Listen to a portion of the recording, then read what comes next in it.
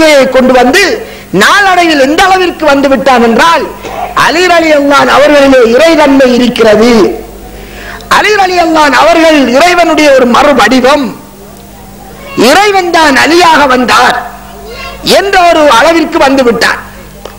இந்த நிலையை பார்த்த போது அலி ரலியல்லாஹு அன்ஹு அவரை கொல்வதற்கு முடிவெடுத்தார்கள். இப்னு அப்பாஸ் சொன்னார்கள், ஒரு பெரும் பிரச்சனைக்கு வாரது வாய்ப்பிற்கு அவனை நாடு கடத்துங்கள் என்று. நாடு கடத்தப்பட்டது. நாடு கடத்தப்பட்ட போது அவன் போன இடங்களில் அப்படியே ஒரு சாராரை உருவாக்கினார். அந்த சாரார் நாளடைவில் வளர வளர வளர அவர்கள் ஷியாக்கள் என்ற பெயரிலே உருவெடுத்தார்கள். ஷியாக்கள் என்ற பெயரிலே உருவெடுத்து இந்த ஈரானிலே அவர்கள் இருக்கிறார்கள். ஆங்காங்கே அவர்கள் காலம் செல்ல செல்ல செவரை கிடந்து ஹொமைனி என்று சொல்கிறோமே, ஆயத்துல்லா ஹொமைனி. ஆயத்துல்லா என்றாலே அல்லாஹ்வின் அத்தாட்சி. அவருடைய சித்தாந்தம் என்னவென்றால் அவர்கள் பாவங்களில் இருந்து பாதுகாக்கப்பட்டவர்கள், இறைவனுடைய தொடர்பு அவர்களுக்கு இருக்கிறது, செய்தி வந்து கொண்டே இருக்கிறது. அவர்கள் 12 இமாம்களை நம்ப வேண்டும் என்ற ஒரு சித்தாந்தத்தை கொண்டு வந்தார்கள். அந்த 12 இமாம்களும் பாவங்களில் இருந்து பாதுகாக்கப்பட்டவர்கள். அல் இஸ்னை அஷரியா என்று சொல்வது யார்? அவர்கள் அலி ரலியல்லாஹு அன்ஹு, அவருடைய மகன் ஹசன், அவருடைய மகன் ஹுசைன், அதற்கு பின்னர் அவருடைய மகன் ஜைனுல் ஆப்தீன். இப்படி அந்த பரம்பரையில் வருகிறது 12 பேர். இவர்கள் தான் உண்மையாளர்கள். இந்த அபூபக்கர், உமர், அபூ ஹுரைரா மற்ற சஹாபாக்கள் எல்லோரும் இவரெல்லாம் முனாஃபிக்கள், இஸ்லாத்தை அழிக்க போய் சொன்னவர் என்று இன்னா லில்லாஹி வ இன்னா இலைஹி ராஜிஊன், அல்லாஹ் காப்பாற்றவன் அப்படி சொல்லிவிட்டார்கள். அந்த அடிப்படையில் ஒரு சமூகம் உருவானது. அந்த சமூகத்தின் வளர்ச்சி தான் ஒரு சாம்ராஜ்யமாக இன்று இப்போது ஈரானிலே காட்சியேந்தி கொண்டிருக்கிறது. நாம் நினைக்கிறோம் ஈரானில் இருப்பவர்கள் முஸ்லிம்கள், மார்க்க பக்தி உள்ளவர்கள் என்று. நாம் பர்தாவை கண்டு ஏமாறுகின்ற கூட்டம், தாடியை கண்டு ஏமாந்து விடலாம். அன்பிற்குரிய சகோதரர்களே, எந்த அளவிற்கு அவர்கள் உருவானார்கள் என்றால் அலி ரலியல்லாஹு அன்ஹு அவர்கள் இறக்கவில்லை. அலிதான இறைவன் என்று சொன்னவர்கள் அலி ரலியல்லாஹு அவர்கள் இறந்த போது அவர் மனித வடிவில் இருந்ததால், இறைவனாக அவர் இருந்ததால், ஈசா அலைஹிஸ்ஸலாத்தை அவர்கள் கிறிஸ்டியர்கள் நம்பினதை போன்று அந்த அலி ரலியல்லாஹு அவர்கள் இறந்ததன் பின் தங்களை தூக்கிச் சென்றவர்களுக்கு சொன்னார்கள், என்னுடைய மையத்தை கொண்டு போய் ஒரு மலையிலே வையுங்கள், வைத்துவிட்டு திரும்பி பார்க்காமல் செல்லுங்கள். அவர்கள் திரும்பி சென்று சற்று தூரம் சென்ற பின் திரும்பி பார்க்கிறார்கள், மையத்தை காணவில்லை, வானலோகம் போய்விட்டது. அதாவது இறைவன் அப்படியே மாறி இறைவனாக ஆகிவிட்டார் என்று அவருடைய கொள்கை. இந்த கொள்கையை கொண்டவர்கள் தான் ஷியாக்கள். உருவானது எப்போது? அன்று 1370 வருடம் ஆகின்றது. 1370 வருடத்திற்கு மேலாகின்றது இந்த கொள்கையை சேர்ந்தவர்கள் உருவானது. அதன் விளைவு அவர்களிலே இருந்து தாவி தாவி முஸ்லிம் சமுதாயத்தில் ஷியாக்களின் கொள்கை நிரம்பி இருக்கிறது. அவர்களுடைய கொள்கையில் உள்ள சில விடயங்களை இந்த நேரத்தில் சொல்லி காட்ட விரும்புகிறேன். அலி ரலியல்லாஹு அன்ஹு இறக்கவில்லை என்பது, அலியின் சிறை அல்லாஹ் தான் அறிவான் என்பது, நான் அறிவின் பட்டணம், அலி அதன் வாசல் என்று ரசூலுல்லாஹ் சொன்னார்கள் என்பது. அதே மாதிரி இந்த எமது சமுதாயத்தில் இருக்கின்றது தரீகாக்கள் என்று சொல்லுகிறது. சாதிலியா, காதிரியா, நக்சபந்தியா, திஸ்தியா, சர்வவர்த்தியா, தீஜானியா என்று எத்தனையோ தரீகாக்கள் இருக்கிறது. இந்த தரீகாக்கள் எல்லாவற்றையும் கூட்டு மொத்தமாக ஒரு வார்த்தையில் சொன்னால் சூபியாக்கள் என்று சொல்வோம்.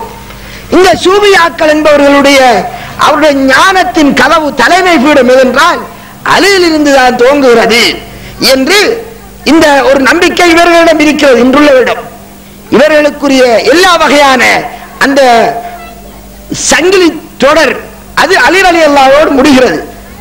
அப்துல் காதிர் ஜீலானி ரஹ்மத்துல்லாஹ், முஹிதீன் அப்துல் காதிர் ஜீலானி ரஹ்மத்துல்லாஹ் சொல்றோமே, அவரை ஏற்றுக்கொண்டு அவரை பெரும் குதுபுல் அக்தாப் என்று சொல்லக்கூடிய இந்த வேளையில் அவர் கூட அலியிலே தான் முடிகின்றது. அவருடைய ஞானமும் போய் அலியில் முடிகிறது. அலிக்கு எங்கிருந்து வந்தது என்றால் ரகசியமாக ரசூலுல்லாஹ் சொன்னார்கள், ரகசியமாக ரசூலுல்லாஹ்வினால் வசியத் செய்யப்பட்டவர் என்ற அந்த கொள்கை, அந்த கொள்கையிலிருந்து உருவெடுத்ததுதான் இந்த கொள்கைகள். எவர்களெல்லாம் அலியை வேகமாக குறிப்பாக முற்படுத்தி அபூபக்கர், உமர் ரலியல்லாஹு அன்ஹு விட்டார்களோ அது எந்த பாணியில் இருந்தாலும் அது அன்று முளைத்ததனுடைய விளைவுதான். ஷியாக்களுடைய கொள்கையின் தாக்கம் தான் இந்த சூபிச கொள்கையில் உள்ள அதிகமான கொள்கைகள். அன்பிற்குரிய சகோதரர்களை, இவ்வாறு உருவெடுத்தது அந்த ஷியா கொள்கை. இது எப்போது உருவாகிறது? ஷாபாக்குடைய காலத்தில். எங்களது சமுதாயத்தில் இருக்கக்கூடிய அதிகமான விடயங்கள் இந்த ஷியாக்களிடம் இருந்து உருவானது. நீங்கள் பார்ப்பீர்கள், ஒரு சாரர் அவர்கள் சொல்வார்கள் சில சந்தர்ப்பத்தில், யா அலி தில் மதார் என்பார்கள். யா அலி, அலியே. தில் உருதுல தில் என்றார் உள்ளத்துக்கு சொல்வது, மதார் என்றால் அடிப்படை, உள்ளந்தான் அதன் அடிப்படை. யா அலி, யா அலி. இந்த கொள்கை எங்கிருந்து வந்தது என்றால் இது இப்போது வந்தது அல்ல. அதுக்கு வயசு 1370 வருடம் கிட்டத்தட்ட அலி ரலியல்லாஹு அன்ஹுடைய காலத்தில் இருந்து வருகிறது. யார் உருவாக்கியது? அப்துல்லா இப்னு சபா என்ற ஒரு யூதன். அந்த கொள்கையை அந்த காலத்தில் இந்த உலமாக்கள் எதிர்த்தார்கள். ஒவ்வொரு இமாம்களும் எதிர்த்தார்கள், சஹாபாக்கள் எதிர்த்தார்கள். அவர்களை குஃப்ர் பட்டம் கொடுத்தார்கள், காபிர் என்றார்கள். எந்த அளவிற்கு என்றால் அலி ரலியல்லாஹு அன்ஹு அவர்களை கடவுளாகவே ஆக்கிவிட்டார்கள். கடவுளாக ஆக்கி அல்லாஹ்வை மொத்தமாக விட்டு விட்டார்கள். நீங்கள் சிரியாவிற்கு சென்றால் சிரியாவிலே பார்க்கலாம், ஒரு சாரார் இருக்கிறார்கள், நுசைரிகள் என்று சொல்வது. தற்போது இருக்கிறார்கள் சிரியாவில் உள்ள முஸ்லிம்களின் பெரும்பான்மையினர் நுசைரிகள். யூதர்கள் கிறிஸ்தவர்களை விட மோசமான கொலை இருக்கிறார்கள். ஏன் தெரியுமா? விபச்சாரம் செய்வது அவர்களிடம் ஹலால், சாராயம் குடிப்பது ஹலால், ஹராம் ஹலால் என்பது கிடையாது. தொழுகை நோன்பு என்ற வணக்க வழிபாடு கிடையாது. ஜகாத்து கொடுப்பது என்பது கிடையாது. ஆபீஸ் நடத்துகிறார்கள். எவராவது ஒருவன் விபச்சாரம் செய்வது ஹராம் என்று சொன்னால் அவர் நாளைக்கு அவர் அட்ரஸ் இருக்காது. இன்றைக்கு சிரியாவில் உள்ள முஸ்லிம்கள் தான் பேர் நுசைரிகள். அவர்களுடைய அடிப்படை கொள்கை கடவுள் என்பது அலிதான், அல்லாஹ் அல்ல. ஷியாக்களின் ஆக உச்சத்திற்கு வந்தவர்கள். கிறிஸ்தியர்களாவது அல்லாஹ்வுடைய குமாரன் என்று தான் சொன்னார்கள், அல்லாஹ்வுடைய குமாரன் என்று சொன்னார்கள். அதனால் அவர்கள் இந்த குர்ஆனையே பொய் என்று சொல்லிவிட்டார்கள். இந்த நுசைரிகள் குர்ஆனை பொய் என்றார்கள். எத்தனை குர்ஆன் பற்ற வைக்கப்பட்டது. அங்கே இஸ்லாத்தோடு வாழ விரும்புகிறவர் அந்த நாட்டில் இருக்க முடியாது. நாட்டிலிருந்து வெளியேற்றப்படுவார்கள். அவர்களை வெட்டப்பட்டது அண்மை காலமாக நடந்து கொண்டிருக்கிறது. நாங்கள் நினைக்கிறோம் அவர்கள் முஸ்லிம்கள் என்று. இல்லை அன்பிற்குரிய சகோதரர்களே, முஸ்லிம் என்ற பெயரில் உள்ள காபிர்கள் அவர்கள் அலியை கடவுளாக்கி கொண்டார்கள். ஆக இவ்வாறு உருவெடுத்து சமகாலத்திலே மிக பெரும் ஒரு இடத்திலே சாம்ராஜ்யமாக இவைகள் இடம் பிடித்து இருக்கிறது. விபச்சாரம் செய்வதற்கு முஸ்லிம்கள் ஒளித்தொழித்து செய்வதை அவதானிக்கிறோம். ஏன் முஸ்லிம் சமுதாயத்தில் அது பாவமான காரியமாக கருதப்படுகிறது. அங்கே விபச்சாரம் என்றால் அது ஒரு பரந்து ஐன் மாதிரி செய்வார்கள். அதுதான் வணக்கம் என்று செய்கிறார்கள். அவருடைய சித்தாந்தங்கள் சாராயம் குடிப்பதிலே இன்பம் காண்பதை சுன்னத்தாக்கி வைத்திருக்கிறார்கள். அதை நீங்கள் அவர்களுடைய புத்தகங்களிலே காணலாம், அவர்களுடைய நூல்வரியிலே உள்ள புத்தகங்களிலே காணலாம். அவற்றை பற்றி சமகாலத்தில் உள்ள அறிஞர்கள் அழகான முறையில் தொகுத்து எழுதி வைத்திருக்கிறார்கள் அவருடைய கொள்கைகளை. ஆக இது நுசைரிகள் என்று ஷியாக்கள் உருவெடுத்து அலியில இறைவன்மை இருக்கென்று சொல்லி வந்த அந்த சாரார். அன்றைக்குரிய சகோதரனே, இவ்வாறு அந்த வடிவம் உருவானது. இது இஸ்லாத்தை அழிப்பதற்கு நேரடியாக முஸ்லிம்களை அழிக்க முடியாததால், நேரடியாக இஸ்லாம் பிழை என்று சொல்ல முடியாததால் இஸ்லாம் அல்லாத ஒரு கொள்கையை இஸ்லாமாக நுழைவித்தது. அந்த நுழைவித்ததின் வடிவுதான் அப்பப்போது முஸ்லிம்கள் மத்தியில் அது விஸ்வரூபம் எடுத்து இவ்வாறு எல்லா வகையிலும் மக்களுக்கு மத்தியிலே மூழ்கி இருக்கிறது. ஒன்று. இரண்டாவது சாரார் நான் சொன்ன ஹவாரிஜிகள். அது ஹவாரிஜிகள் உருவானது மார்க்கத்தில் மிதமிஞ்சியதால். இன்னொரு சாரார் உருவானார்கள். அவர்கள் மார்க்கத்தினுடைய ஒவ்வொரு தத்துவத்தையும் தங்களுடைய சொந்த புத்தியை வைத்து ஆராய்ச்சி செய்து பார்த்தார்கள். சொந்த புத்தியை வைத்து தம்முடைய சிந்தனை சரியான வேண்டும் என்ற கொள்கைக்கு வந்தார்கள். அல்லாஹ் ரசூல் சொன்னதை நம்ப வேண்டும், சிந்தனைக்கு புலப்பட்டாலும் புலப்படாவிட்டாலும் என்ற அந்த தத்துவத்திலிருந்து மாறி சிந்தனையினால் சரியான முற்பட்டார்கள். அதனால் உருவான கொள்கைதான் முஅ்தஸிலா கொள்கை என்று சொல்கிறோம். அந்த கொள்கையின் கரு வாசில் இப்னு அத்தா என்ற கூடியவர். இன்றைக்கு 1300 வருடத்துக்கு மேல் வயது. அல்லாஹ்வுடைய குர்ஆன் என்ன கூறுகிறது இறைவனை பற்றி? அர் ரஹ்மானு அலல் அர்ஷி இஸ்தவா. அல்லாஹ் ரஹ்மான் அர்ஷிக்கு மேலே ஆயிருக்கிறான், இறைவன் அர்ஷிக்கு மேலே என்று குர்ஆன் சொல்கிறது. நபி ஸல்லல்லாஹு அலைஹி வஸல்லம் அவர்களும் அல்லாஹ் அர்ஷிக்கு மேலேதான் என்று சொல்கிறார்கள். அது என்ன அர்ஷ் என்றால்? சில சொல்றால் அர்ஷ் என்றால் தம்முடைய தலையாம், அர்ஷ் என்றால் தலையாம். அதுக்கு தலைக்கு செல்வது அரிசி அல்ல, ரஹ்ஸ் என்று சொல்ல. இது அரபு தெரியாதால் வர விளைவு அல்லது தமிழ் மார்க்கத்துக்குள் இஸ்லாத்தை போட்டு பெறட்டுவது அரபு வார்த்தைகளை. ரசூலுல்லாஹி ஸல்லல்லாஹு அலைஹி வஸல்லம் அவர்கள் 7 வானத்துக்கு அப்பால் அரசு என்று சொல்கிறார்கள். அல்லாஹ்வை பற்றி எப்படி நம்ப வேண்டும் என்று நபி ஸல்லல்லாஹு அலைஹி வஸல்லம் அவர்கள் அழகாக சொல்லுகிறார்கள். ஒரு சந்தர்ப்பத்தில் ஒரு முஆவியத் இப்னு ஹக்கம் என்ற நபி தோழர் வருகின்றார். அவர் சொன்னார், அல்லாஹ்வின் தூதரே, என்னுடைய அடிமை பெண் ஆடு மேய்த்துக் கொண்டிருந்தவள், அவள் ஓநாய்க்கு ஆட்டை விட்டு விட்டாள், கவனக்குறைவாள். ஆத்திரம் வந்து அரைந்து விட்டேன். தற்போது என் மகன் கவலைப்படுகிறது, நான் அவளை உரிமை விட போகின்றேன். ரசூலுல்லாஹ் சொன்னார்கள், உரிமை விடாது, அவளை கொண்டு வா என்றார்கள். நபி ஸல்லல்லாஹு அலைஹி வஸல்லம் அவரிடம் அந்த பெண் வந்தாள். நபிகளார் அந்த பெண்ணிடம் 2 கேள்வி கேட்டார்கள். முதலாவது கேள்வி, ஐனல்லாஹ், அல்லாஹ் எங்கே இருக்கார்? முதலாவது கேள்வி ஐனல்லாஹ், அல்லாஹ் எங்கே இருக்கிறான் என்று கேட்டார். எங்களிடம் இந்த கேள்வியை கேட்டால் எல்லா இடத்திலும் இருக்கான், கக்குசிக்கையுமா ஆமன்றுவோம். அன்றைக்குரிய சகோதரர்களே, அந்த பெண் சொன்ன பதில் என்ன? முஸ்லிம் கிரந்தத்தில் வரக்கூடிய ஹதீஸ், ஒரு ஆதாரமான சஹீஹ் முஸ்லிமில் வரக்கூடிய ஹதீஸ், அல்லாஹ் வானலோகத்திலே என்று சொன்னாள். 7 வாரங்களுக்கு அப்பால் அரசு, அவள் அரசை மென்ஷன் பண்ணி சொல்லுகிறாள். இப்படி சொன்னார்கள். பின்னர் கேட்டார்கள், நான் யார் என்று கேட்டார்கள். நீங்கள் அல்லாஹ்வுடைய தூதர் என்றார்கள். அதற்கு பின்னால் அந்த பெண்ணினுடைய எஜமானை பார்த்து அந்த ஷாபியிடம் சொன்னார்கள், அவளை நீ உரிமை விட்டுவிடு, அவள் ஒரு மூமினான பெண்ணாக இருக்கிறார் என்றார்கள். அவள் ஒரு மூமினான பெண் என்று அவளை கண்டுபிடிப்பதற்கு அருமை ரசூலுல்லாஹ் இறைவனை பற்றி ஒரு கேள்வி, தன்னை பற்றி ஒரு கேள்வி எழுப்புகிறார்கள். ஒருவர் இஸ்லாத்திற்கு வருவதென்றால் கலிமா சொல்ல வேண்டும் என்போம், ரசூலுல்லாஹ்வையும் அல்லாஹ்வையும் நம்ப வேண்டும் என்போம். அல்லாஹ்வை பற்றி நம்புவது சரியாக இருக்க வேண்டும். எனவே இறைவனை பற்றி அவர்கள் நம்பிய நம்பிக்கை, காவிர்கள் நம்பிய நம்பிக்கை பிழை. அல்லாஹ் அரசுக்கு மேலே என்று நம்ப வேண்டியது கடமை. அது ஒரு மிக முக்கியமான விடயம் என்பதால் அந்த நம்பிக்கை வந்துவிட்டால் அவள் உண்மையான மூமினான பெண், அல்லாஹ்வை நம்ப வேண்டிய முறைப்படி நம்பி இருக்கிறாள் என்பதற்காக அருமை ஸல்லல்லாஹு அலைஹி வஸல்லம் அந்த கேள்வியை கேட்கிறார்கள். முஸ்லிம் கிரந்தத்தில் வரக்கூடிய ஹதீஸ், அல்லாஹ் குர்ஆனிலே கேட்கிறார், ஆமின்தும் மம்ஜிஸமாய் யக்ஸிபிக்குல் அர், பூமியினுள்ளே பாவம் செய்யக்கூடியவர்கள் அவர்கள் பூமியினுள்ளே வாங்கப்பட்டுவார்கள், இறைவன் அவர்களை வாங்க செஞ்சிருவான். அவ்வாறு வானலோகத்தில் இருக்கக்கூடிய அல்லாஹ் அவர்களை உள்ளே வாங்கி எடுத்துருவான் என்பதை பற்றி அச்சமில்லாமல் இருக்கிறார்களா?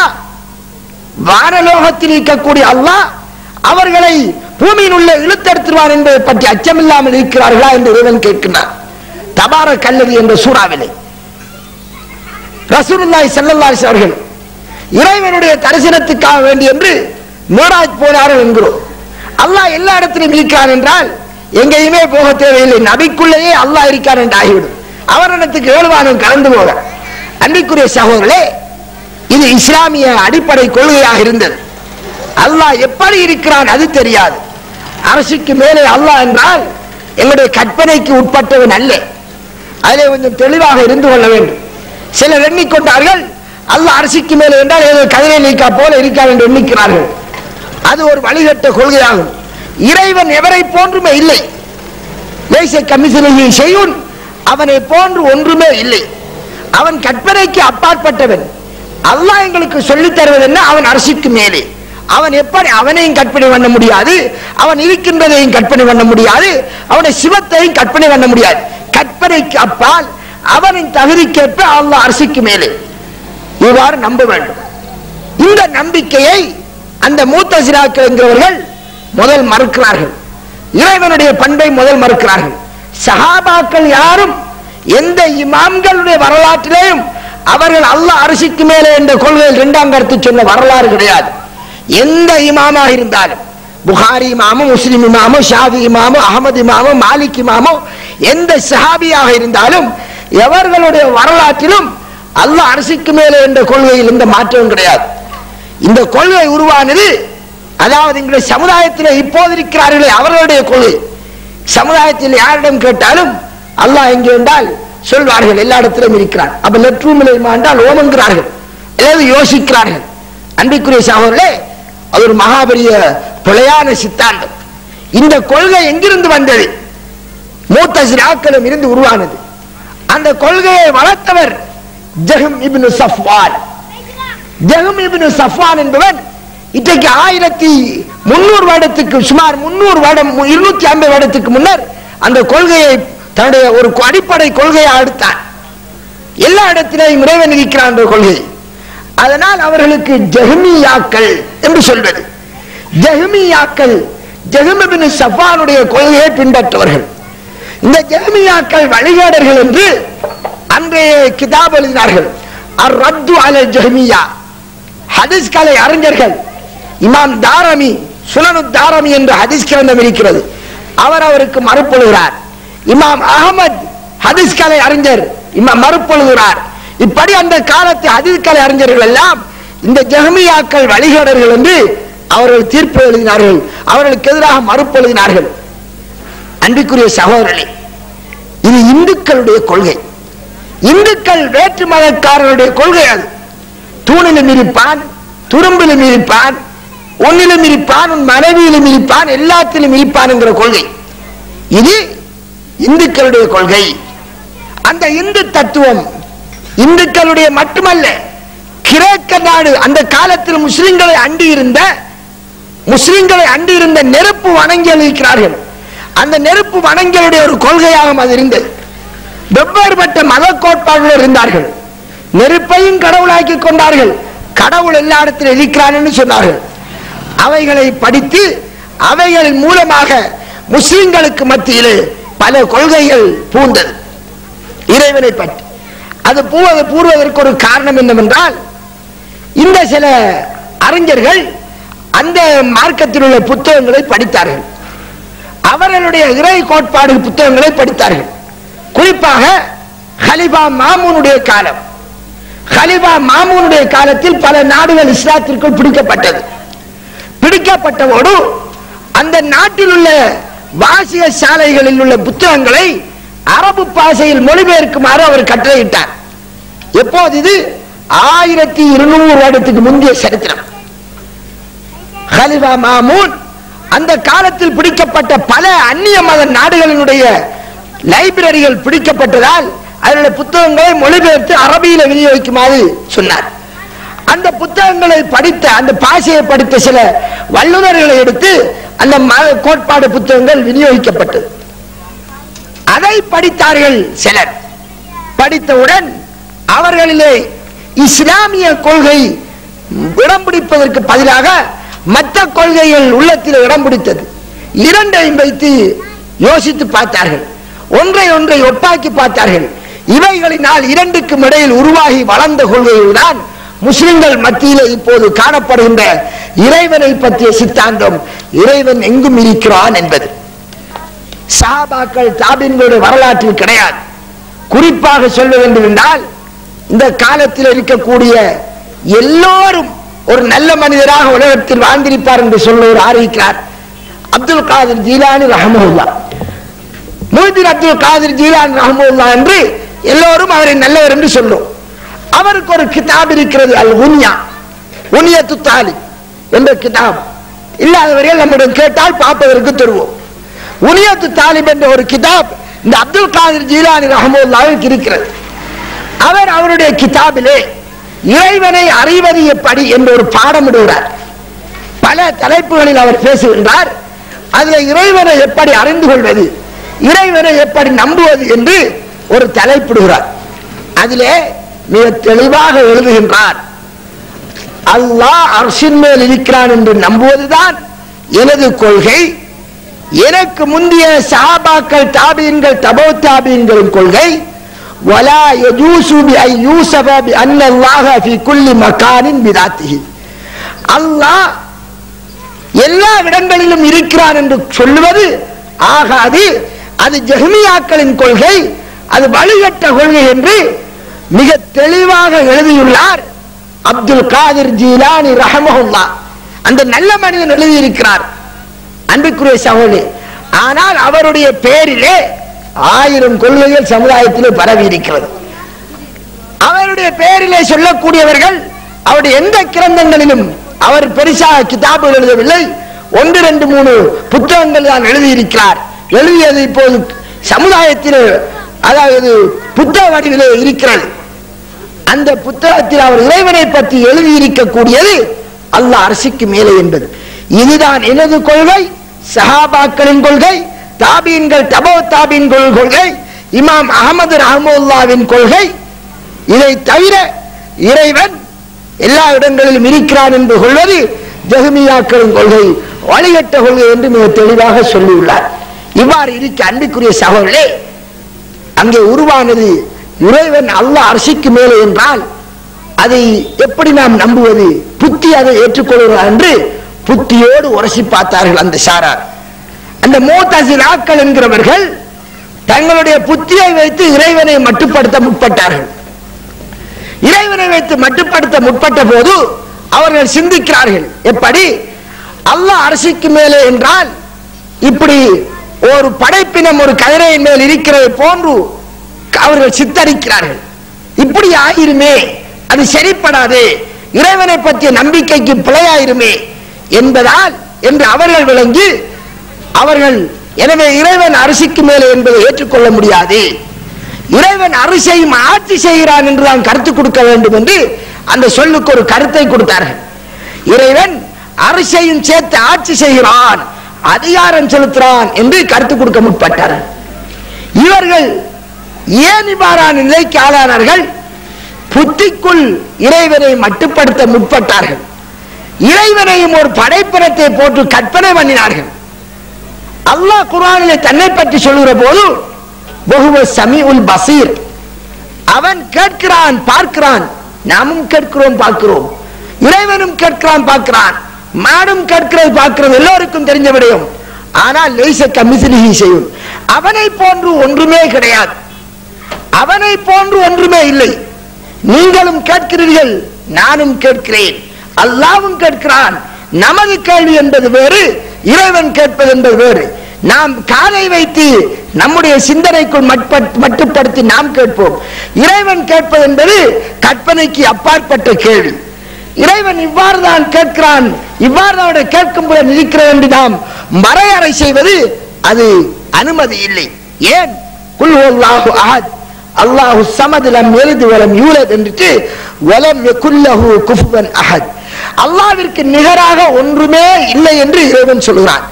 எனவே எவரொருவர் இறைவனுடைய ஒரு பண்பை தனது சிந்தனைக்குள் மட்டுப்படுத்த நினைக்கிறாரோ அவர் வழிகட்டு விட்டார்.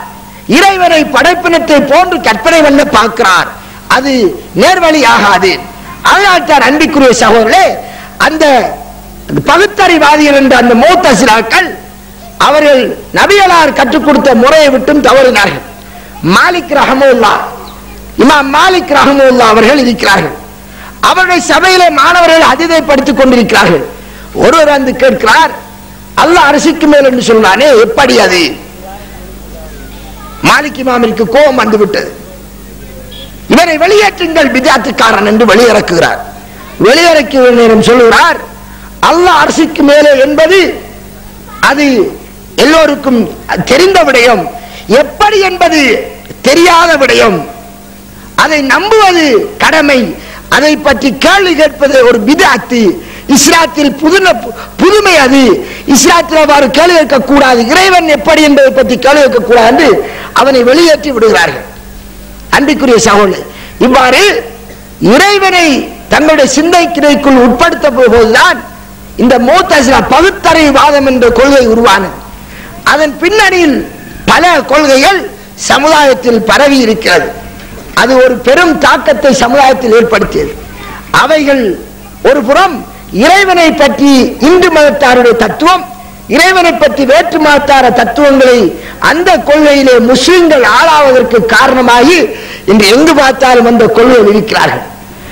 எந்த அளவிற்கு கடைசியாக ஆகிவிட்டது, ஒருவன் அல்லாஹ் எல்லா இடத்திலும் இருக்கிறான், இன்னொருவர் எல்லாம் அவனே என்கிறார். இந்த கிளாஸும் அல்லாஹ் தண்ணீரும் அல்லாஹ் என்று ஒருவர் சொல்கிறார், இன்னொருவர் சொல்கிறார் கிளாஸ் தான், ஆனால் கிளாஸுக்குள் அல்லாஹ் இருக்கிறான், தண்ணீருக்குள் அல்லாஹ் இருக்கிறான் என்று ஒவ்வொன்றுக்குள்ளும் அல்லாஹ் இருக்கிறான் என்று ஆக்கிவிட்டார். இவ்வாறான ஒரு கொள்கை உருவானது.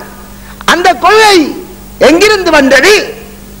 இந்த வேற்று தத்துவங்களை, வேற்று மத கோட்பாடுகளை படித்து இஸ்லாத்தில் இருந்து தூய்மையான முறையில் நபிகளார் கற்றுக் கொடுத்த முறைகளை விளங்காமல் வெவ்வேறான கொள்கைகளை தங்களுக்குள் உருவாக்கி கொண்டால், சிந்தனைகளை தங்களுக்கு சிந்தனைகளில் எல்லாம் வருவதை எல்லாம் இஸ்லாமிய கொள்கையாக எடுத்துக்கொண்டனர். அதனால் தான் எமது சமுதாயத்திலே, இந்த நாட்டிலேயே, குறிப்பா இந்த ஊர்களிலேயே அவ்வாறான ஒரு சாரார் இருக்கிறார்கள். யார் அவர்கள்? எல்லாம் அல்லாஹ் என்று சொல்லுகிறவர்கள். மைக்கும் அல்லாஹ், கிளாஸும் அல்லாஹ், மரமும் அல்லாஹ், நானும் அல்லாஹ் என்ற மனைவியும் அல்லாஹ், அவர் வணங்குறதும் அவரும் அல்லாஹ், அவர் வணங்குறதும் அல்லாஹ், மொத்தத்தில் எல்லாம் அல்லாஹ் என்ற கொள்கை இருக்கிறார்கள். இதை போன்ற 1000 கொள்கையார் வைத்துக் கொண்டாலும் அது இஸ்லாமாக அமையாது, முஹம்மது நபி ஸல்லல்லாஹு அலைஹி வஸல்லம் மார்க்கமாக அமையாது. நபி ஸல்லல்லாஹு அலைஹி வஸல்லம் அவர்கள் எந்த அளவிற்கு தடுக்கிறார்கள், எல்லாம் அவர் என்ற கொள்கை ஒன்று இருக்கும் என்றிருந்தால் நபி ஸல்லல்லாஹு அலைஹி வஸல்லம் அவர்களுக்கு சுஜூது செய்ய முற்பட்ட போது நபிகளார் ஸல்லல்லாஹு அலைஹி வஸல்லம் அவர்கள், சரி எனக்கு சுஜூது செய்யுங்கள், நானும் அல்லாஹ் தான் அவனும் அல்லாஹ் தான், யாரை சுஜூது செய்தாலும் அல்லாஹ்வை சுஜூது செய்வதார் என்று அனுமதித்திருப்பார்கள். அவ்வாறு அனுமதிக்கவில்லை. ஒரு வார்த்தையில் கூட சரியாக இறைவனுக்குரிய பண்புகளை தனக்கு சொல்லிவிடக் கூடாது என்று தடுக்கிறார்கள். ஒரு வார்த்தை, என்ன வார்த்தை? சில சஹாபாக்கள் சொல்லிக் கொள்வார்கள், அவர்களுக்கு இடையில் ஏதாவது நடக்கிற போது மாஷா அல்லாஹு வஷா முஹம்மத், அல்லாஹ்வும் முஹம்மதும் நாடியது என்று அவர்களுக்கு இடையில் சொல்லிக் கொள்வார்கள். அல்லாஹ்வும் முஹம்மதும் நாடியது என்று அல்லாஹ்வையும் முஹம்மது ஸல்லல்லாஹு அலைஹி அவர்களை சேர்த்து சொல்வது, இந்த வழக்கம் இருந்தது. இதனை ஒரு யூதன் அவதானிக்கிறான், நபிர காலத்தில் இருந்த ஒரு யூதன் அவதானிக்கிறான். அவதானித்து விட்டு நபிகளாரிடம் வந்து சொல்லுகிறான், உங்களுடைய சஹாபாக்கள் தோழர்கள் அல்லாஹ்வும் முஹம்மதும் என்று 2 பேரையும் சேர்த்து சொல்கிறார்களே, இது இணை வைத்தலாகத்தான் அமையும் என்று சொல்கிறான். ஏனென்றால் அவன் இது சில சஹாபாக்கள் தங்களுக்குள் சொல்லிக் கொண்டது. சஹாபாக்கள் எல்லோரும் பெரிய டிப்ளமா முடிச்சு அரபியில பாண்டித்யம் படிச்சு இஸ்லாத்தை கற்றறிந்து பெரும் பெரும் மேதைகளாக அவர்கள் இஸ்லாத்தில் நுழையவில்லை. காட்டரபியலாக ஆடு மேய்ச்சவர் அவர்கள் 2 பல வகையில் நுழைந்தார்கள். நுழைந்த போது அப்போது இஸ்லாம் வளர்ந்து கொண்டு வரக்கூடிய காலம், அவர்களுக்கு சில சில தவறுகள் அவர்களிடம் ஆரம்பத்தில் இருந்தது. அதனால் தான் ரசூலுல்லாஹி கூட சுஜூத் செய்ய நினைத்தார்கள். இந்த அடிப்படையில் இவ்வாறான ஒரு வார்த்தை சொன்னார்கள். அதிலே நபிகளாருடைய கொள்கையை கடுமையாக விளங்கிய அந்த யூதன் சொன்னார். நபி ஸல்லல்லாஹு அலைஹி வஸல்லம் அவர்கள் சொல்கிறார்கள், தங்கள் சஹாபாக்களை பார்த்து, அஜால்துமூனி லில்லாஹி நித்தா, அல்லாஹ்விற்கு என்னை இணையாக ஆக்கிவிட்டீர்களா என்று கேட்கிறார்கள். ஏன் தெரியுமா? குர்ஆனில் அல்லாஹ் சொல்கிறான், வமா தஷாஊன இல்லா ஐயஷா அல்லாஹ், அல்லாஹ் நாடினாலே தவிர நீங்கள் நாட மாட்டீர்கள். அல்லாஹ்வுடைய நாட்டத்தின் பின்னர் தான் உங்களுடைய நாட்டம். அப்ப அல்லாஹ்வுடைய நாட்டம், அதன் பின்னர் தான் அடியார்களின் நாட்டம். ஆனால் அந்த அடியார்களுடைய உள்ளவர் தான் முஹம்மது நபி ஸல்லல்லாஹு அலைஹி வஸல்லம் அவர்கள். அல்லாஹ்வும் முஹம்மதும் நாடியது என்று சொல்ல போது அல்லாஹ்வுடைய நாட்டம் நிகழ்கிற அதே நேரம் முஹம்மது நபிகளாருடைய நாட்டமும் சேர்ந்து நிகழ்கிறது. எனவே அல்லாஹ்வை முஹம்மது ஒரு பண்பில் இவ்வாறு ஆனால் அது இறைவனை இணை வைத்தது ஆகிவிடும் என்று ரசூலுல்லாஹ் கருதி கேட்கின்றார்கள். இறைவனுக்கு என்னை இணையாக ஆக்கிவிட்டீர்களா என்று கேட்கிறார்கள். கேட்டுவிட்டு சொல்கிறார்கள், அவ்வாறு நீங்கள் சொல்லாதீர்கள். எப்படி சொல்ல வேண்டும்? மாஷா அல்லாஹு சும்ம ஷா முஹம்மத், அல்லாஹ் நாடியது பின்னர் முஹம்மத் நாடியது ஸல்லல்லாஹு அலைஹி வஸல்லம்.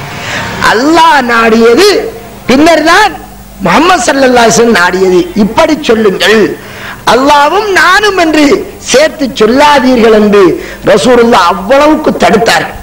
அன்பிற்குரிய சகோதரர்களே, இவ்வாறு இருக்க அல்லாஹ்வையும் ரசூலுல்லாஹ்வையும் வேறுபடுத்தி ரசூலுல்லாஹ் சொல்லி இருக்க என்ன நடக்கிறது? இந்த சமுதாயத்தில் ஒரு சாரார் அல்லாஹ் தான் முஹம்மது, முஹம்மது தான் அல்லாஹ் என்றும் சொல்லி அதற்கப்பால் எல்லாமே அல்லாஹ் தான் என்று சொல்லி அல்லாஹ்வை கல்யாணம் முடிச்சுக்கு குடும்பம் நடத்தி பிறக்கிறதும் அல்லாஹ் என்ற ஒரு கொள்கை சமுதாயத்தில் ஆகிவிட்ட. திங்கிறதும் அல்லாஹ், கடைக்கு போனால் மீன் தாங்க கேட்கத்தவர் அல்லாஹ் வருகிறதா, கொச்சிக்காதாண்டு கேட்கத்துல அல்லாஹ் வருகிறதா என்று எல்லாமே அல்லாஹ் ஆக்கின ஒரு சமுதாயம் இந்த சமுதாயத்தில் வாழ்ந்து கொண்டிருக்கிறது. இது ஒரு புறம். இவைகள் இந்த முஸ்லிம் சமுதாயத்தில் உருவான வழிகேடுகள். நபிகளார் ஸல்லல்லாஹு அலைஹி வஸல்லம் அவர்கள் அன்று எச்சரித்தார்கள். இன்னொரு சாரார் நல்லடியார்களிலே மிதமிஞ்சி அவர்கள் உலகத்தில் வாழ்ந்த நல்லடியார்கள் மீது நேசம் கொண்டு அந்த நல்லடியார்களும் இறைவனுடைய வடிவத்தில் வந்தவர்கள் தான் என்று சில நல்லடியார்களை ஆக்கிவிட்டார்கள். அப்துல் காதிர் ஜீலானி ரஹ்மத்துல்லாஹ் அவர் உலகத்தில் இஸ்லாத்தை போதித்து நல்ல முறையில் மக்களை வழிநடத்த வேண்டும் என்று வாழ்ந்த ஒருவர். அவரை சிலர் இறைவனுடைய நேசர் என்று சொன்னார்கள். அதன் பின்னால் இறைவன் அவர் வடிவில் வந்தென்று சொன்னார்கள். இறைவன் அவருக்குத்தான் எல்லா அதிகாரத்தையும் கொடுத்திருக்கிறார் என்று சொன்னார்கள். இறைவனிடம் கேட்க வேண்டியதை அவரிடம் கேட்டால் அவர் நிறைவேற்றி வைப்பார். காரணம் இறைவன் தான் அவர்தான் இறைவன் என்று இவ்வாறு கடவுள்கள் பலராகிவிட்டது. இவ்வாறான சித்தாந்தங்களில் எல்லாம் எங்களுடைய சமுதாயம் போய்கொண்டிருப்பதை அவதானிக்கிறோம். 1400 வருடத்திற்கு முன்னர் ரசூலுல்லாஹ் எச்சரித்த விடயங்கள் நடந்து கொண்டிருக்கிறது. சொன்னார்கள், லா தகூமு ஸாஅத்து ஹத்தா தஅபுத உம்மத்தி அல்லாத வல் உஸ்ஸா அவ் கமா கால இஸ்லாம். என்னுடைய உம்மத்து, இந்த முஸ்லிம் உம்மத்து லாத் உஸ்ஸா சிலை, அதாவது இறந்து போனவர்களை வணங்கும் வரை கியாம நாள் வரமாட்டார். சிலை வைக்கும் வரை சிலைகளை கூட வணங்க நினைப்பார்கள். இறந்தவர்களுக்கு சிலைகளை வைத்து அந்த காலத்தில் லாத்துசா என்று வணங்கியது போன்று இவர்கள் சிலை வைத்து அவரிடம் பிள்ளைகளை கேட்பார்கள், இன்னொரு அண்ணவைகளை கேட்பார்கள். இவ்வாறான நிகழ்ச்சி இந்த சமுதாயத்தில் நடக்கும் வரை கியாம நாள் வரமாட்டான் என்று சொன்னார்கள். இது நடக்கவில்லையா? இறந்து போன எத்தனை பேருடைய போட்டோக்களை வைத்துவிட்டு அவர்கள் அந்த இந்து மதத்திலே பூஜை ரூம் என்று வைத்திருப்பார்கள். அது மாதிரி வீடுகளிலே அந்த இறந்து போன நல்லடியார்கள் சேகுமார்களுக்காக ஒரு ரூமை சரியாக ஒதுக்கி அதில் அந்த பெரியாருடைய போட்டோவை வைத்து விடுந்தெலும்பியோருடன் கையை கட்டி கொண்டு நின்று தங்கப்பாவை இல்லாட்டி சேகு அவரை இவர் என்று சொல்லி நான் உங்களைத்தான் நம்பி போறேன், நீங்க தான் ஒரு வழி பார்க்கணும் சொல்லார்.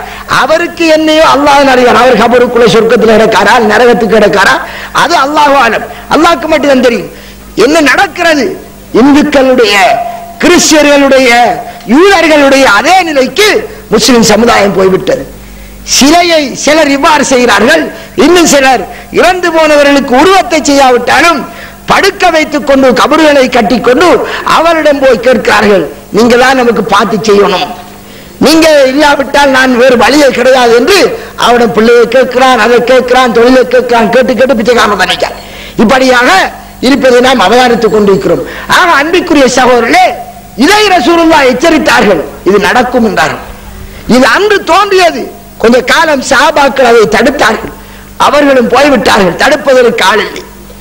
இவ்வாறு மூன்றாவது இன்னொரு சாரார் வணக்க வழிபாட்டின் மேலிட்டால் நபிகளார் ஸல்லல்லாஹு அலைஹி வஸல்லம் அவர்கள் எதை உயிரோடு இருக்கிற போது தடுத்தார்களோ அதை தடுப்பதற்கு ஆள் இல்லாத காலத்தில் உருவானார்கள். அவர்கள் யார்? அவர்கள் இறை பக்தர்கள். பக்தி மேலிட்டால் உருவானது. நபிகளார் தடுத்ததை செய்தார்கள்.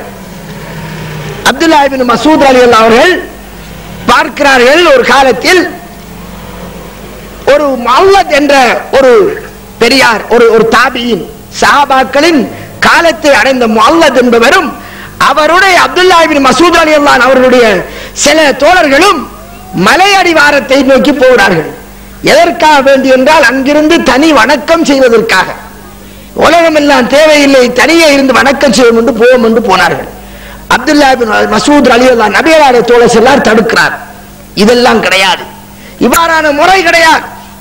குர்ஆனிலே அல்லாஹ் தடுத்தான். ருஹ்பானியத்தன் இப்ததஉவா மா கதபின் அலைஹிம்.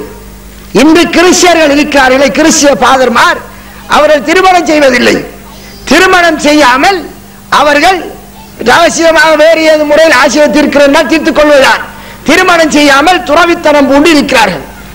அல்லாஹ் குர்ஆனிலே சொல்கிறான், இறைவன் அந்த கிறிஸ்டியர்கள் ஈசா அலைஹிஸ்ஸலாத்தை பின்பற்றியவர்களுக்கு துறவித்தனம் உலகத்தை துறந்து வாழ்கின்ற முறையை கடமையாக்கவில்லை, அவர்களாகவே ஏற்படுத்திக் கொண்டார்கள். இப்திகா மர்லாத்தில்லா, அல்லாஹ்வுடைய நேசம் கிடைக்க வேண்டும் என்று ஏற்படுத்திக் கொண்டார்கள். அது நேர்வழியாக அமையாது என்று இறைவன் சொல்கிறார். இந்த நிலை முஸ்லிம்கள் சஹாபாக்களுடைய காலத்தில் உருவான போது ரசூலுல்லாஹ் தடுத்தார்கள். உயிரோடு இருக்கிற போது நபிகளாருடைய இறப்பின் பின்னால் சஹாபாக்கள் அடுத்து வந்த தாபியின்களுடைய காலத்தில் இருந்தவர்கள் ஆங்காங்கே சிலதை செய்தார்கள். அப்போது அந்த சஹாபாக்கள் தடுக்கிறார்கள். சஹாபாக்களை இழந்ததன் பின்னால் தடுப்பதற்கு ஆள் இல்லை, ஒதுங்கினார்கள். வணக்க வழிபாட்டிலே ஒதுங்கி அவருடைய மூப்புக்கு வணக்க வழிபாடு இறங்கினார்கள். அவ்வாறானவர்கள் தான் பிஷ்ருல் ஹாஃபி, ஷிபிலி, தின்னூன், அதே மாதிரி அபூ யஸீத் அல்-பிஸ்தாமி, ராபியத்துல் அதவியா, மாலிக் இப்னு தீனார், இது போன்று எத்தனையோ வலிமார்கள் வரலாறு என்று சிலரை பற்றி சொல்லுவார்கள். இவர்கள் எல்லாம் அருமை ரசூலுல்லாஹி ஸல்லல்லாஹு அலைஹி வஸல்லம் அவர்கள் வணக்கத்துக்கு என்ன எல்லை போட்டார்களோ அந்த எல்லைகளுக்கு அப்பால் வணக்க வழிபாடுகளில் ஈடுபட்டு உலகம் தேவையில்லை என்று, அவர்கள் உலகத்தினுடைய தொடர்பு நமக்கு தேவையில்லை என்று எப்போது 1200 வருடத்துக்கு முந்தி நடக்கிறது. சஹாபாக்கள் ஹிஜ்ரி 100க்கு பின்னால், நபிகளார் இறந்து 100 வருடத்துக்கு பின்னால் நடக்கிறது. அவர்கள் கம்பளி போர்வைகளை தங்களுடைய உடம்பின் மீது போட்டுக் கொண்டார்கள். இந்த கம்பளிக்கு அரபியிலே சூஃப் என்று சொல்வது, சூஃப் என்றால் கம்பளி. இதை போர்த்திக் கொண்டு தனிப்பட குலைகளிலும் அங்கே இங்கே என்று நின்று வணங்கிக் கொண்டு தவவேஷம் போட்டுக் கொண்டிருந்தார்கள். இவ்வாறு தவவேஷம் போட துவங்கியவரை ரசூலுல்லாஹ் தடுத்தார்கள். நபிகளார் சஹாபாக்களை தடுக்கிறார்கள். இரவெல்லாம் வணங்குதல், பாலெல்லாம் நோன்பு பிடித்தல், மனைவி மக்கள் இல்லை என்று போன போது நபிகளார் சொல்லுகிறார்கள், அது என்னுடைய வழிமுறை அல்ல, இவ்வாறு போனவர் என்னை சார்ந்தவரே இல்லை என்று சொல்லிவிட்டார்கள். இவ்வாறு போனவர்கள் என்னை சார்ந்தவர்கள் இல்லை, அவர்கள் என்னுடைய சுன்னாவில் இல்லை, என்னை விட்டு வெளியேறியவர்கள் என்று நபிகளாருடைய சஹாபாக்கள் 3 பேர் ஒரு சந்தர்ப்பத்தில் அவ்வாறு போன போது ரசூலுல்லாஹ் தடுத்தார்கள். நபிகளார் சொன்னதுதான் உண்மையான நிரப்பமான மார்க்கம், சொர்க்கத்துக்கு அழகான வழி. அவரை கியாமத் நாள் வரைக்கும் உள்ள எல்லோருக்கும் முன்மாதிரியாக அல்லாஹ் அனுப்பினான். அந்த முன்மாதிரியை விட்டு மனம் போன போக்கில் இவ்வாறு போனார்கள். போய் வணக்க வழிபாடு இருந்தார்கள். அந்த வேளையில் அவர்கள் இந்த சூஃப் என்ற கம்பளியை உடுத்திருந்தார்கள். சூஃப் என்ற கம்பளை உடுத்த நிலையில் அதே மாதிரி ஒருவர் உடுக்க அவரை பார்த்து துயர்ந்தவர்களும் உடுக்க துவங்கினார்கள். வணக்க வழிபாடுகளில் மிதமிஞ்சி போய் இந்த கம்பளியை போர்த்திக் கொண்டு ஒன்றும் தேவையில்லை என்று போனதால் கம்பளி போர்த்திக் கொண்டவர் சூஃபி என்ற பெயர் வந்தது. சூஃபி என்றால் கம்பளி போர்வை அணிந்தவர். இதுதான் அதிலிருந்து உருவெடுத்த பெயர் தான் இந்த சூஃபி என்றது. அந்த சூஃபி என்ற பெயர் இப்போது வந்தது அல்ல, சுமார் 1200 வருட காலங்கள். நபிகளாருடைய காலத்தில் இல்லை, சஹாபாக்களின் காலத்தில் இல்லை, தாபீன்கள் அவர்களுடைய காலத்தில் பிற்பகுதியில் தான் இது உருவானது. அந்த உருவாக்கத்தின் தோற்றம் இவ்வாறான முறையில் வந்தது. உலகம் தேவையில்லை என்ற நிலையில் எல்லாவற்றையும் துறந்து வந்தது. ரசூலுல்லாஹ் தடுக்கிறார்கள். இவ்வாறு துறவம் போடுவது என்னுடைய மார்க்கத்தில் இல்லை. மனைவியோடு இருக்க வேண்டும், அவருடைய ஹக்கை நிறைவேற்ற வேண்டும், நோன்பு பிடிக்க வேண்டும், நோன்பு பிடிக்காமல் இருக்க வேண்டும், இதுதான் எனது வழிமுறை என்று ரசூலுல்லாஹ் சொல்லி இருக்க, நபி சொன்னதுதான் சொர்க்கத்துக்கு போதுமான நேர்வழி உண்மையான வழி என்று இருக்கிற போது யார் எந்த வேஷம் போட்டாலும் அது எடுபடாது, அது அல்லாஹ்விடம் அது தூக்கி எறியப்படும். அன்பிற்குரிய சகோதரர்களே, இவ்வாறான வேளையில் சிலர் கருத்து சொல்வார்கள், எங்களுக்கு தெரியாதாம் சூஃபி என்றால் அதுவல்ல, திண்ணை தோழர்கள் இருந்தார்களே நபிகளாருடைய சஹாபாக்கள், அவர்களுடைய வழிமுறையில் வந்ததுதான் அது. ஏனென்றால் அரபு பாஷையிலே திண்ணைக்கு சுஃபா என்று சொல்வது. நபிகளாரிடம் இஸ்லாத்தை ஏற்றுக்கொண்டு ஒரு சாரார் சொத்துகள் மனைவியர் எல்லாம் இல்லாமல் ஒரு சாரார் அந்த நபிகளாருடைய சபையில் இருந்தார்கள்.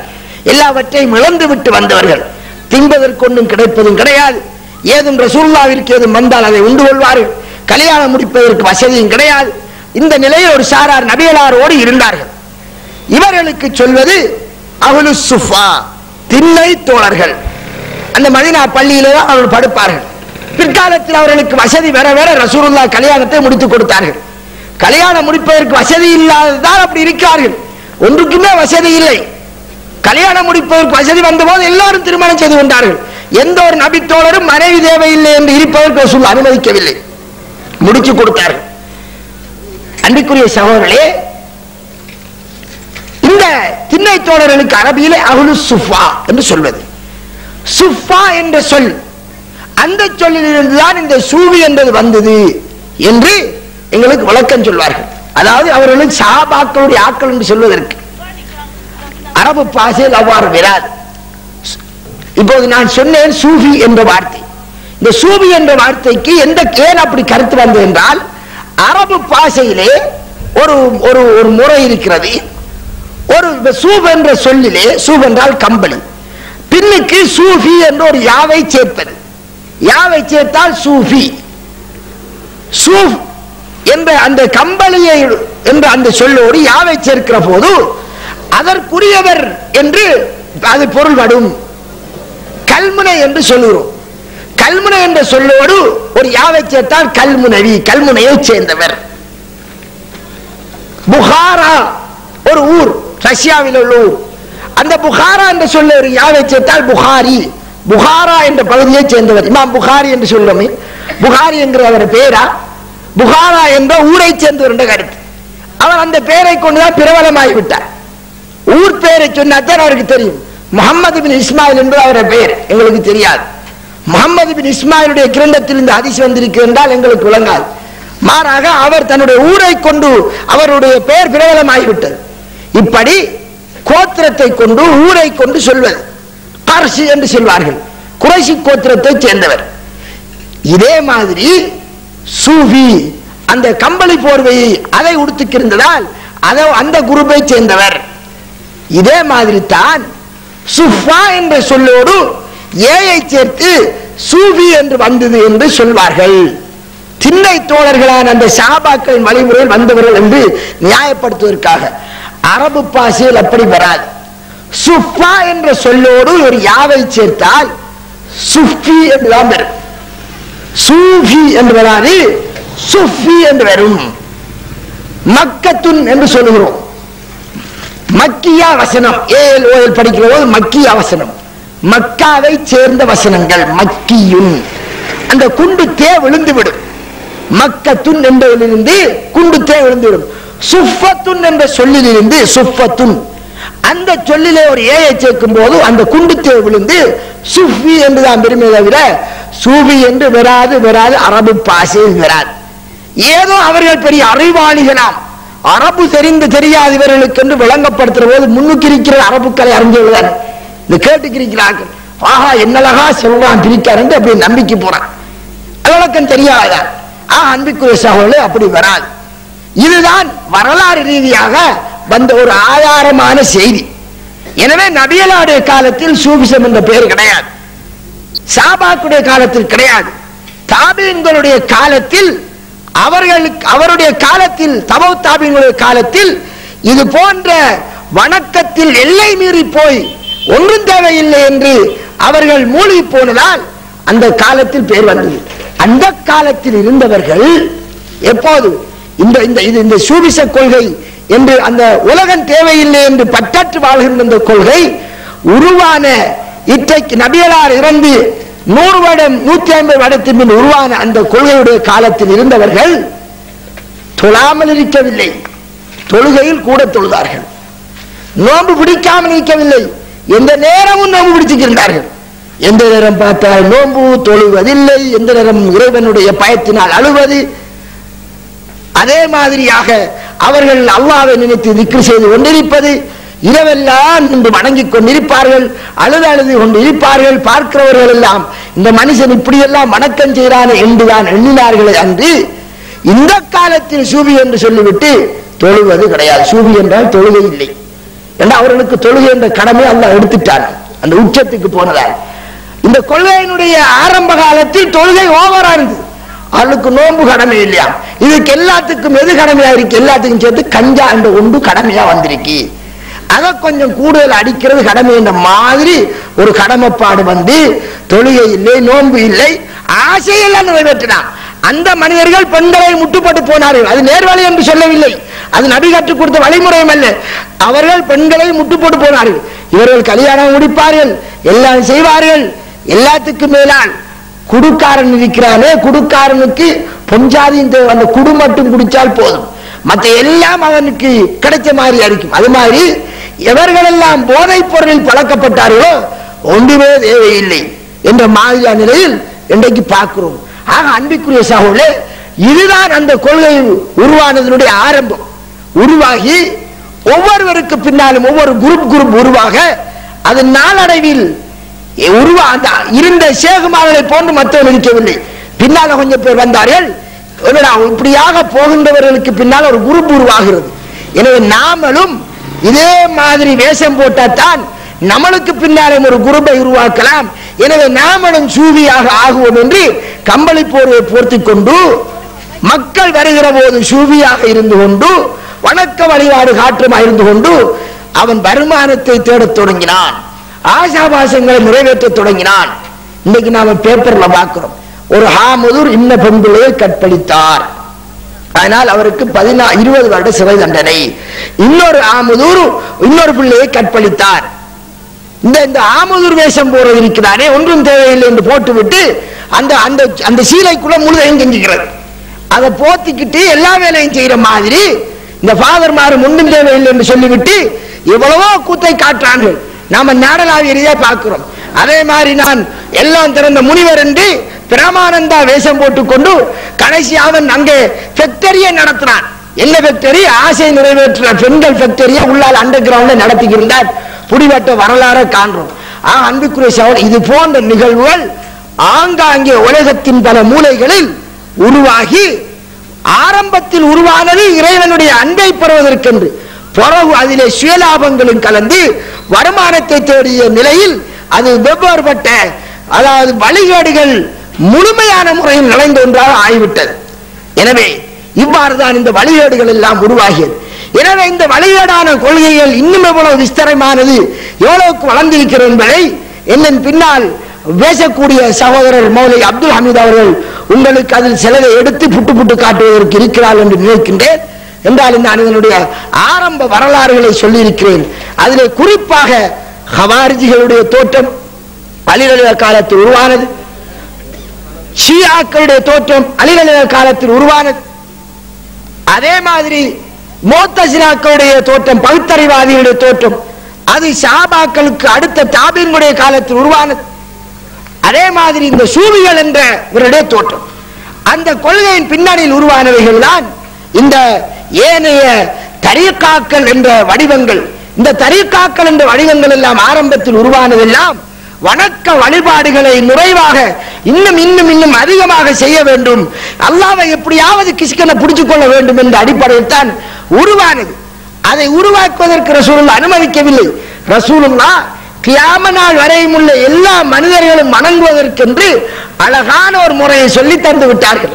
அதனால் தான் உஸ்மான் பின் மலூன் ரலியல்லாஹு அன்ஹு கேட்டார்கள், அலைஸ ஃபிய உஸ்வத்துன் லக் அவ் கமா கால இஸ்லாம், என்னில உனக்கு முன்மாதிரி இல்லையா, நான் ஒரு முன்மாதிரி இல்லையா என்று அல்லாஹ் கேட்டான்.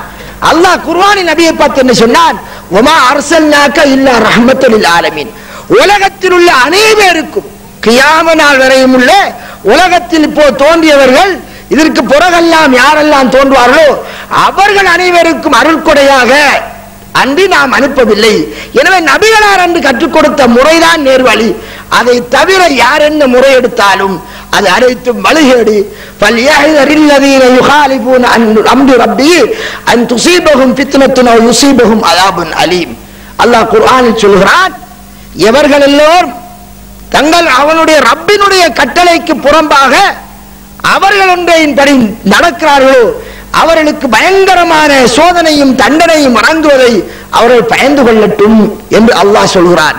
மேலும் அல்லாஹ் சொல்கிறான், யௌம துகல்லபு வுஜூஹுஹும் ஃபின்னார், மறுமை நாளையில் நரகவாதிகளில் ஒரு சாரா நரகத்திலே போட்டு அவர்களை வாட்டப்படுகின்ற போது அவர்கள் சொல்வார்கள், யா லைத்தனா அதானல்லாஹ வ அதானர் ரசூலா, நாங்கள் அல்லாஹ்வுக்கும் ரசூலுக்கும் உலகத்திலே வழிபட்டிருக்க கூடாதா? இந்த அதானா சாதத்தனா குபரானா, நாங்கள் உலகத்தில் பெரியார்களுக்கும் செய்துமார்கள், சாதாத் என்றால் சாதத்துகள் தலைவர்கள் செய்துமார்களுக்கு நாங்கள் வழிபட்டு விட்டோமே, பாவல்லூன சபீலா, வழிகாட்டிலே எங்களை ஆளாக்கி விட்டார்களே. எனவே யா அல்லாஹ் ஃபாத்திம் லஃபைனி மினல் அதாப், எங்களை வழிகாட்டின் பக்கம் ஆழ்த்திய அல்லாஹ் ரசூலுடைய வழிமுறையை விட்டு எங்களை வழிகாட்டில் ஆழ்த்திய அவர்களுக்கு எங்களுக்கு தருகின்ற தண்டனை போன்று 2 மடங்கு தண்டனை கொடுப்பாயாக என்று நரகத்திலே போட்டு வேதனை செய்யப்படுகின்ற போது சொல்வார்களாம். அல்லாஹு தஆலா நம்மளை அந்த நிலையிலிருந்து காப்பாற்ற வேண்டும். 1400 வருடத்திற்கு முன் அல்லாஹ் முஹம்மது நபிகளாருக்கு சொன்ன முறைப்படி, வஹீலே இறக்கி வைத்த முறைப்படி, ரசூலுல்லாஹ் கற்றுத்தந்த அதே முறைப்படி மார்க்கத்தை பின்பற்றி நாம் நேர்வழியில் நிலைத்திருப்போமாக. வாஹிர தாவானா அனில் ஹம்துலில்லாஹி ரப்பில் ஆலமீன்.